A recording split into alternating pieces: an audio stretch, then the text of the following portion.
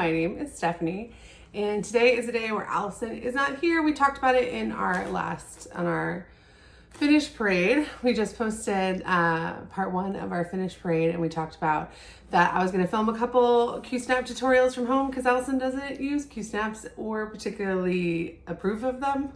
The nice thing about having two people on our channel is we do so many different things that are different from each other, and so we get to test out lots of different things. So she got to test, I like Q-Snaps, she got to try one, decide they weren't for her.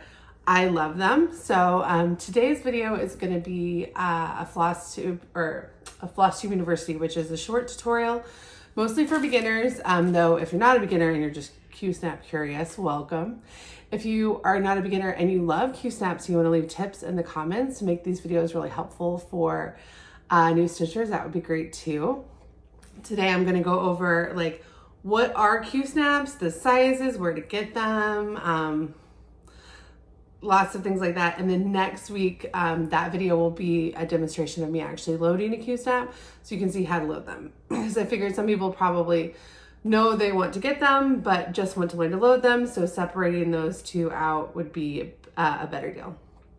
Now, we have 3 kinds of videos on our channel. This is a Flosstube University. These come out on Thursdays, and we make them for people who buy patterns from our Etsy shop, but everyone is welcome. And then on Mondays, we come out with Flosstube episodes, which are deep dives into our personal stitching. Those are really fun. And then and those come out every other Monday. And then on the in-between Mondays, we do a Flosstube Extra, which is a topic that we just don't have time to talk about because our Flosstubes are already really long that we are excited about. And so we just pop those out and make them their own videos. And that's what our finish parade that we posted last week was. We're actually going to take next week off. And so the second part of our finish parade will come out on Monday. And then we'll have our 1-year Flosstube anniversary the following Monday. So if you're not subscribed and you're seeing this around when it comes out, it's a great time to subscribe to get those videos in your feed. And then, okay, so let's dive in. So first of all, what are Q-Snaps? Q-Snaps are, according to the manufacturer, which used to be Q-Snap. Now the Q-Snap is owned by Yarn Tree, which is the company within Cross Stitch. Yarn Tree is famous for hosting Nashville Needlework Market, which is a big time of year when designers release their patterns. We love needlework market releases, National Needlework Market, so we like Yarn Tree. Now, I don't know if they own Q-Snap or they distribute Q-Snap, but anyway, now that's where companies go to get them. They're technically called Q-Snap needlework frames, and the smaller sizes, which I'll go through what the sizes are, but the smaller ones are designed for people to do any kind of needlework, cross stitch, embroidery. I guess needlepoint is really more like on frames, but any kind of needlework where you want to hold it tight, you can use one of these for. And then they have really big ones that are like 2 feet, 3 feet, 4 feet that are for quilters. Though I'm sure somebody is, if you build it to hold fabric, I'm sure some stitcher has stitched on it at some point. So you go to the Yarn Tree website to look at wholesale prices, but we'll talk later about where like you as an individual would actually purchase these. They're very easy to get, but it's not like you can walk into Target and pick one up. All right, so their tagline is the original tube and clamp frame, because yes, many people have tried to copy them at this point. We'll talk about later the differences between the original and what some of the like copies are. But what they mean by tube and clamp is that your fabric rolls around this tube and then you clamp it over. And on the next video, I'll do a demo of that and show you how like I tighten it and get the fabric and everything. But that is, I mean, it's pretty basic, but in terms of like things that hold needlework, frames, hoops, you know, have an inner and an outer, and they're the same shape. Whereas these have one main tube, and then you clamp over it with clamps. And then these are actually pieces that you can break down. In fact, they come broken down, and you put them together. Which means in a project bag, it's great because you can pull them down. Now there are project bags that will specifically advertise like, oh, this can hold an 8x8 Q-Snap, or oh, this can hold an 11x11 Q-Snap. Hi, Momo. Hole. You can still hear it. My daughter just interrupted, so I gave her a hug and a kiss and told her to go find her father because she's got a diaper situation. All right, so I don't know exactly what I was saying, but you do, so when you get them, they come like this. Whatever size you get, they come with the clamp on the pieces, and they come in 4 pieces. And this branding is how you know it's an original Q-snap and not an imitation Q-snap. Then on the back they have, I guess this says Yarn Tree, so I guess they are owned by Yarn Tree. It has the assembly instructions, and it has cleaning, so it has assembly instructions, loading instructions, cleaning instructions, and it says your Q-snap is guaranteed for 1 year. Now, I have had all of mine for a year. Some of them haven't been used, but the ones that have been used have been getting used for a year, and even a year later, they're still going strong, so don't let that scare you. However, there are tips for when they get too loose, what to do, and we'll talk about that too. Okay, so what sizes do they come in? They come in 6x6. Now, something you probably are thinking about, 6x6 is the outside. Okay.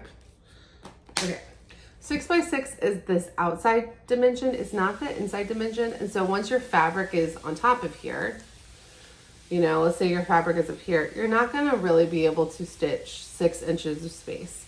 So you want to think about, like, when you're picking a size for what you want to buy, if you are annoyed only being able to stitch, you know, a 4x4 area pretty much, then this is pretty small. I do use these, and I also use the parts of them. I Frankenstein them into other things, but just FYI, this size sounds big. All the sizes sound bigger than they are. So this is 6x6. This is 8x8. This is 11x11. The clamps are still in the project bag. These two are the ones that I use because in terms of like holding a project in my hand, these are great. I have some 11x17s that I bought, and I realized that for when I'm holding them, this is not a size I want to stitch on. I do actually use this for cutting my floss drops. However, once I get a stand, because I'm planning on getting a stand in the next 6 months, once I get a stand, this is a really popular size for people who have stands. It's actually the 11x17, and they sell it like that. And then I didn't even open this one because once I didn't like this one, I was like, let me wait. This is 17x17. So you want to think about when you're picking a size, are you using a stand? And if you're using a Lowry stand and you want to use a bigger one, you probably want to get a corner clamp for it but if you're using a smaller one, I've heard that sometimes people like the corner clamp and sometimes people just put it on the regular side clamp. But if you're going to hold your needlework in your hand, then these are the ones that I really go to. And of these, this is probably, the 8x8 is probably my most common, but I think it might not be enough space for some people. And then Amazon, I don't know if other places sell this, but Amazon sells a pack, a mixed pack that's like a 6x6 and 8x8 and 11x11 and something else. That's what I started with. So those are the sizes. They also sell a 20x20 that I do not have. And I don't think I would probably, based on the type of stitching I do, even with the stand, I don't think for me I would need the difference between a 17x17 and 20x20 makes any difference to me. They also sell, and I had one and I don't know where I put it. They sell extenders, so they sell little 3-inch pieces that you can add to one. So I have extenders. So if I really wanted 20x20, I could take this and put 4 3-inch extenders in it and make myself one. So that's all fine. Besides the extenders, they also sell extra clamps. So like if you lose your clamps, they sell packages that are just clamps that you can use. And they also sell like 2, they're called spare pieces, but where you can just get 2 of the sides instead of the whole thing. the way that I use my Q-snaps, I would just buy another Q-snap, because I actually really like to mix and match, which they say right on the packaging that you can mix and match.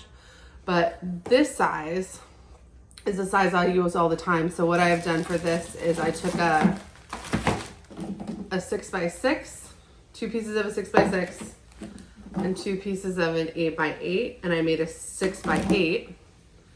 And for the 6x8, that is the perfect space for me to do my patterns that I designed that are 4x6. This one is funny because it's so in the middle. This is the Azure Window. It's from the Cross Stitch of Ice and Fire book, which is the Game of Thrones book that I put out I put out 3 months ago, 2 months ago. So this I literally use this size all the time because so many of my projects are this size. And other like Frankenstein ones I've heard a lot of people will do an 8x11. So they'll mix this size and this size, and then that is a nice size in terms of you get a little more real estate than this, not a ton, but a little more, and you get but it's still really comfortable to hold in your hands. But really, I mean, you could make a 17x6 if you wanted to. All of the parts are interchangeable. You just want to make sure you keep the clamp with the size that's correct, and then you can mix and match to whatever size you want. And if you get like a nice assortment of different sizes, then you can find exactly what you like. For me, I'll know better about what bigger ones I really like once I have, I'm like stitching on a stand, which before we moved like a month and a half ago, before we moved, I didn't have room for a stand. And now that we have moved, I'm trying to decide, like, I think I want to get a Lowry stand, but I haven't. I also like reclining and stitching like this. So it's just kind of your personal style, which size you like. If I do decide later that I don't want these larger ones, the nice thing is that I can just resell them, because there's a very thriving resale market, and Q-snaps are very popular, so I wouldn't lose. I think I got them at sale, so I probably wouldn't even lose very much money on them, but I'm holding on to them because I think I will like them once I have a stand. All right, now what does your project actually look like in them? What I showed you this one. Now I put this one together last night, and this will bring me to the topic of accessories in a second, but I started Chatelaine Swan Lake Mandala last night. This is 8x8. Yeah, this is 8x8. I loaded it up. Now, excess fabric. There's different ways to do your excess fabric. A lot of people will be really neat about it, and they will roll it up, and they will use little magnetic ties to keep it in. And then they will put a grime guard over it, and you won't even see the excess fabric. I don't do that. I just use Wonder Clips because I already have them and they're cheap. And I also don't leave my projects in Q-snaps for very long. Like, I'll leave it, this one in, I'm going to stitch on this tonight. So this has been in the Q-snap. Okay, so I started this. So I'm recording this Thursday. I started this Tuesday. So this has been in the Q-snap for 48 hours. I will undo it tonight. So that's part of why I don't do like really complicated things with my excess fabric. Even on my hoops, I just roll it up and put Wonder Clips on it, and it looks kind of messy. I wonder if I have any other projects so I can show you. That's just my personal style. It also encourages me not to leave this is Liz Matthews' Secret Garden. It also encourages me not to leave stuff in for too long. So, but there are some really cool accessories that people use for their Q-snaps for people who want to leave them in their Q-snaps longer, don't want them to look like this after this to me is perfectly stitchable, but they want it to look nicer. So the most common accessories people buy to use with their Q-snaps, a grime guard. It does what it sounds like it does. You put it all the way around, so you snap it on, and almost is kind of like a shower cap, if you could think of, for the sides, but it like has that kind of volume and elastic cording, and it just goes around and it leaves the stitchable area out. And that way when you're holding your Q-snap, you're not touching it. For me, because I have the back of my fabric out, I don't stress it too much because I also always wash my hands. when I'm stitching in anything. But if you're really stressed about it, you can buy Grime Guards from, there are Yarn Tree brand Grime Guards, but then there's also a million, there's a lot of sellers on Etsy. A lot of your favorite bag makers will make Grime Guards. There are people who make Grime Guards to match project bags. So like if you have a cool project bag for a project, you can get a Grime Guard in the same fabric. I know some people that I know for sure make Grime Guards whose bags I really like. Carrie Sews For You. I use her bags all the time. Her bags are this style. She also sells Grime Guards. And Renee from the Golden Familiars, who lives very close to me and makes... my project folder by her is over there. But she makes Grime Guards, and with her, a lot of times you're custom ordering things, so you could custom order them in the same fabric. And a lot of people also learn to make their own Grime Guards. It's like one of the first sewing, for stitchers who are wanting to learn to sew to make their cross stitch better, making Grime Guards is one of the first projects they will do. And I just got a sewing machine, and I could see myself wanting to learn how to make Grime Guards because I just have never bought one, but I could see it being kind of fun to make my own. Also, the Grime Guards come in standard sizes. You want to make sure you buy one for the correct Q-snap size that you're using. But if your favorite Q-snap size is when you have Frankenstein, then and you don't want to learn to sew your own Grime Guards, but you do want one, then ordering a custom size one through a bag maker is a great way to make sure that you get the right size, because they don't really work if they're too big. If they're too little, they don't fit on it. But if they're too big, they will not protect your fabric. Okay, fabric huggers. Yarn Tree makes these fabric huggers, which actually sound like a great idea. Wonder clips are so cheap that I never invested in fabric huggers. But they actually hold your fabric tight to the Q-snap and are the right size they're plastic or silicone. But anyway, they were originally made to hold spools, but they actually just clamp your fabric right on it, so you don't have this like bouncy mess. And they sound like a good idea. Wonder clips are just so cheap, because I can put, a pack of Wonder clips is like $8 for like 100, and I can put 4 to 8 in a bunch of different projects, whereas like all these other things cost a lot more money. You want to move them from project to project. But the fabric huggers are distributed by the same people that do the Q-snaps, and are they were not created for the Q-snap, but they do go with them perfectly because they were made by the same people, and they just figured out, oh, these are the exact right size. And then the Q-snap Yarn Tree brand of another option for that is called Cloth Biddies, Cloth Keepers. Allison uses something similar. It's a magnetic tie where you have 2 magnets and a little cable, and you put the magnets on both sides, and it clamps your fabric in real tight. And then the cool thing about those is because they're magnetic, they double as the needle minders, where although I love my needle minder collection, I would probably still use a needle minder. But those are also a great option. And Yarn Tree has their own brand of them, but I know Allison did not get a Yarn Tree brand one. I think she just got them on Amazon. I have been considering doing some of those. Problem is that until I haven't run into a problem with the Wonder clips, I'm going to keep using them because I don't care that it looks a little bit messy. But if I was going to put myself in a situation where I really didn't want the excess fabric to be showing, then I would get the clips and a Grime Guard. Those are the most common Q-snap accessories that people get. I can't think of another kind of accessory that people get for their Q-snaps that are different than you would get for like a hoop. But if you are an experienced stitcher and you have heard of any other accessories, please leave it in the comments. All right, Editing Stephanie here. I meant to give you guys a list of places that I have bought Q-snaps from, in case you're worried about getting like the wrong brand, although I did show you the branding, and I completely forgot. So I have personally bought Q-snaps off Amazon, from the Fat Quarter Shop website, from 123stitch.com. 123 Stitch and the Fat Quarter Shop, if you're not familiar, are both really great websites that are dedicated to quilting and cross stitch. For the most part, I think they're both mostly quilting and cross stitch, fabrics, things like that. That's where cross stitchers go for a lot of things that a craft store won't have.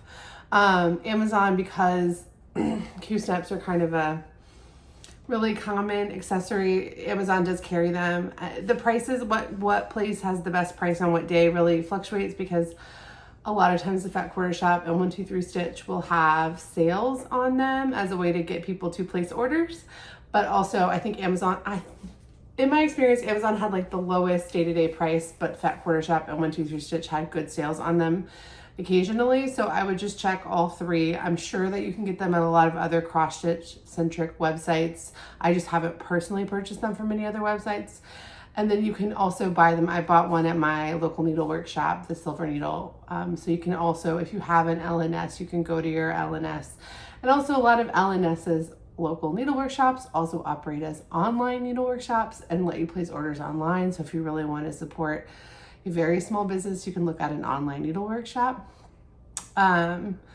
And then for Grime Guards, I mentioned a couple Etsy shops. Well, I mentioned Carrie Sews For You, which is an Etsy shop. The Golden Familiars is a website. I will link to both in the description. And then for the huggers, the fabric huggers and the magnetic ties that have various names on Amazon, I will link to both of those on Amazon. I'm sure you can get those other places as well. All right, back to the main video. And then, okay, so sometimes people will go into a craft store and they will be selling something that looks like this, but it won't have this branding and it won't really be called a Q-snap, right?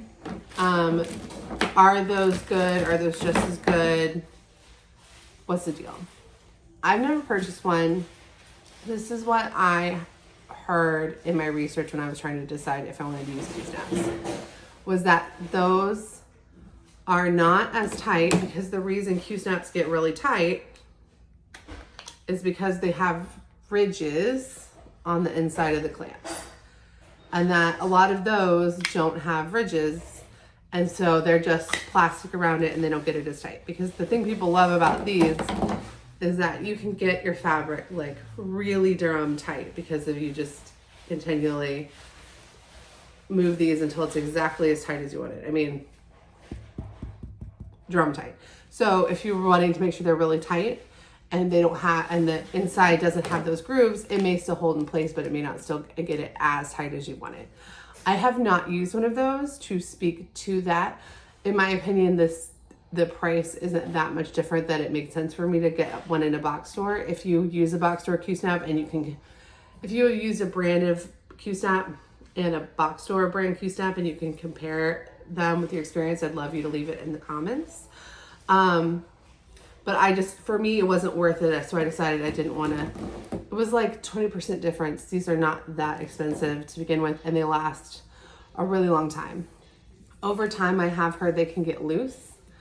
I've heard the tip of put them in boiling water to tighten them back up, this piece.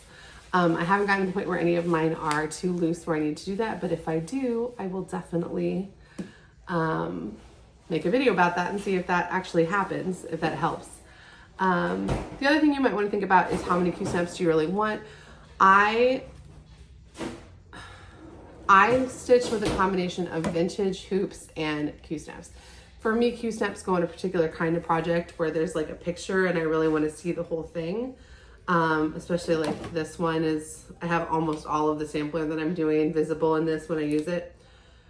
So that's for me, when I pick a Q-snap for a project, is because it's got a lot of, it's either full coverage or it's got a lot of motifs that I want to see like the full picture develop. I use these a lot for mirabilias, things like that. So do you need more than one? If you like one particular size and you want to take it off your project in between, like let's say you want to stitch on a project for 2 nights, take it off, then go to the next project, then no, you don't even need more than one. It's only if you want to be able to leave them in the bag for that particular project, you want to try out different sizes, or you really, obviously like if the fabric isn't big enough for this one might be the only one you can use. Like there are situations where the fabric is just too small for a Q-snap, or I cut the fabric on this a little bit. I cut the fabric good enough for framing the piece, but didn't think about the fact that it needed to be another inch for the Q-snap, and it's been kind of annoying. So there are certainly situations where there's not like a one size fits all for Q-snaps, but if you do mostly the same size projects, you could probably get away with having just an 8-inch and maybe an 8-inch and a 6-inch, especially if you're willing to cut your fabric on small projects, just a little bit big. But if you want to have them in every bag, you also I would not buy them. Like I would buy a mix of, I'd buy a mix of sizes, or I'd buy an 8x8 and a 6x6 and see, my husband's doing his laundry, and see what you like, and then go from there. Like I got these over time. When I got these, I was excited about them. Didn't know I really wouldn't like them. I'm holding onto them for when my stitching changes. If I still don't like them at that time, I'm not gonna keep them. So it really just depends on what your style is for your project bags, what size of projects you like to do, and if you like to hold bigger, if you may not like to hold, this might be good for your project, but you may not want to hold something this big because it's kind of annoying. Like stitching over here is kind of annoying if you're not two-handed stitching. So there's just lots of little things to consider. But if you were just going to start out with one, if I was going to start out with one size, I'm only allowed about one in one size, I would start out with an 8x8. All right, that is everything. That's everything I wanted to cover in this video. And then, so this will come out, well, today. Next week will be me loading the fabric into one of these so that you can see how to do it if you've never done it before. It really isn't hard, but it is nice to just get reassured on how to do it the first time. So, all right, if you're not subscribed, please subscribe. We would love for you to check out our next full Flosstube episode where we celebrate being on Flosstube for a year. And if you made it to this point in the video, leave a Q, the letter Q, for Q-snaps in your comment. All right, thanks so much. Bye.